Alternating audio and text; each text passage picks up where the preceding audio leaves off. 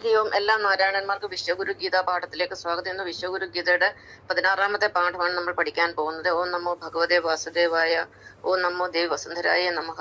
നമ്മളെല്ലാം വാസുദേവന്റെ കുടുംബത്തിലെ അംഗങ്ങളാണ്, വസുന്ധരാമ്മയുടെ സന്തതികളാണ്. നമ്മുടെ അമ്മയാണ് ഭൂമിദേവി, നമ്മുടെ അച്ഛനാണ് നാരായണൻ അഥവാ വാസുദേവൻ.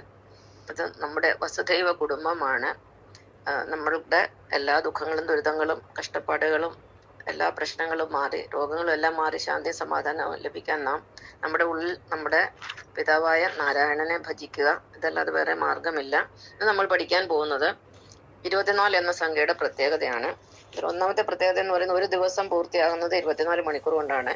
രണ്ടാമത്തെ എന്ന് പറയുന്നത് വിഷ്ണു ഭഗവാന്റെ മൊത്തം അവതാരങ്ങൾ 24 മൂന്നാമത്തെ കൽക്കി അവതാരം 24-ാമത്തെ അവതാരമാണ്. 12-ാമത്തെ അവതാരം മോഹിനിയാണ്, സ്ത്രീ ആയിരുന്നു. 24-ാമത്തെ അവതാരം കൽക്കിയും സ്ത്രീ തന്നെയാണ്. 4-ാമത്തേത് ശിവന്റെ ഭൂതഗണങ്ങൾ 1,24,000 അതിനകത്ത് ഒരു 24 വന്നിട്ടുണ്ട്. ശിവന്റെ ഭൂതഗണങ്ങൾ എന്നൊക്കെ പറയുന്ന അസുരന്മാരാണ്, അവര് 1,24,000. 5-ാമത്തേത് അയോധ്യയിലെ പ്രാണപ്രതിഷ്ഠ നടത്തിയത് 2024 അതിലൊരു 24 ഉണ്ട്. 6-ാമത്തേത് അശോക ചക്രത്തില് 24 കാലുകളാണുള്ളത്, ഇതിനെ അരക്കാലുകൾ എന്ന് പറയുന്നു. 7-ാമത്തേത് ജൈനമതത്തിലെ തീർത്ഥങ്കരന്മാരുടെ എണ്ണം 24. 8-ാമത്തെ വെളിപാട് പുസ്തകം, ബൈബിളിലെ വെളിപാട് പുസ്തകത്തിലെ മൂപ്പന്മാർ 24. 9-ാമത്തെ രാമായണത്തിലെ മൊത്തം ശ്ലോകം 24,000.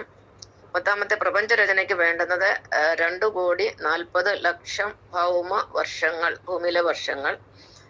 ഇതിനെ നമ്മൾ ദേവവർഷങ്ങളായിട്ട് കൺവേർട്ട് ചെയ്യുമ്പോൾ 864 കോടി വർഷങ്ങൾ എന്ന് നമുക്ക് കിട്ടുന്നതാണ്. അപ്പം പ്രപഞ്ചരചനയ്ക്ക് വേണ്ടുന്ന സമയം എന്ന് പറയുന്നത് 2,40,00,000 വർഷങ്ങൾ, 2,40,00,000 വർഷങ്ങൾ. അതിനകത്ത് ഒരു 24 വരുന്നുണ്ട്. ആദ്യം 2ഉം 4ഉമാണ്.